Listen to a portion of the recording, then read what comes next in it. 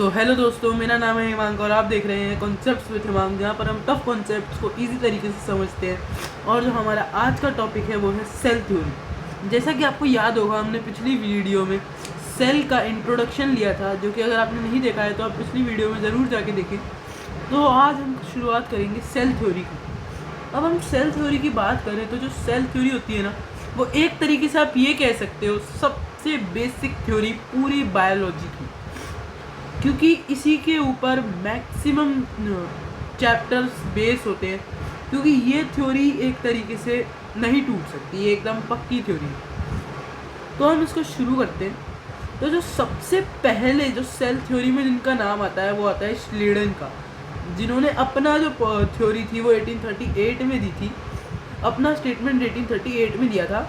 वो श्लेडन एक German botanist थे, जिन्होंने बहुत सारे प्लांट्स को एग्जामिन किया और ये ऑब्ज़र्व किया कि जो सारे प्लांट्स होते हैं ना, वो डिफरेंट डिफरेंट सेल्स से मिलके बने होते हैं, जो डिफरेंट डिफरेंट टिश्यूज़ बनाती हैं।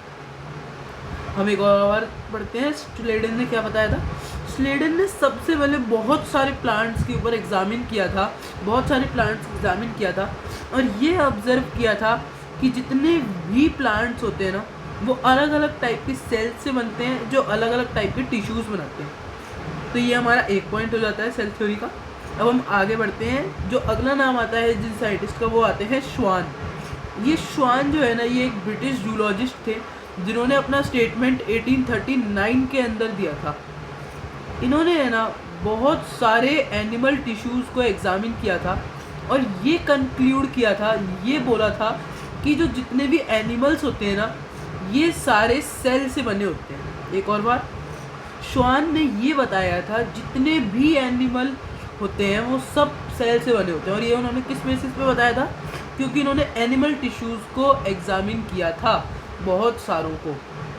इन दोनों ने अपनी जो थ्योरी थी ना, उसको कंबाइन किया और शुरुआत में एक थ्योरी दी जिसमें पहला पॉइंट था both plant and animals are made up of cell, और जो दूसरा पॉइंट था उसका वो था cell is the basic unit of life, यानी कि सेल से छोटा कोई भी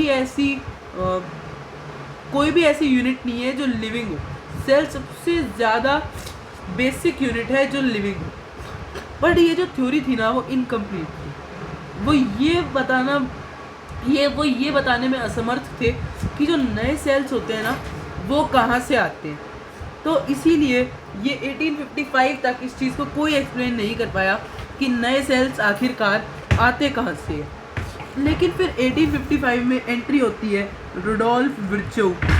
इसकी रुडोल्फ विर्चोव की, जिन्होंने इस जो सेल थ्योरी थी उसको कंप्लीट किया था अपनी लाइन देकर। जो फेमस लाइन है, ओमनिस सेलुला ई सेलुला, ओमनिस सेलुला ई सेलुला।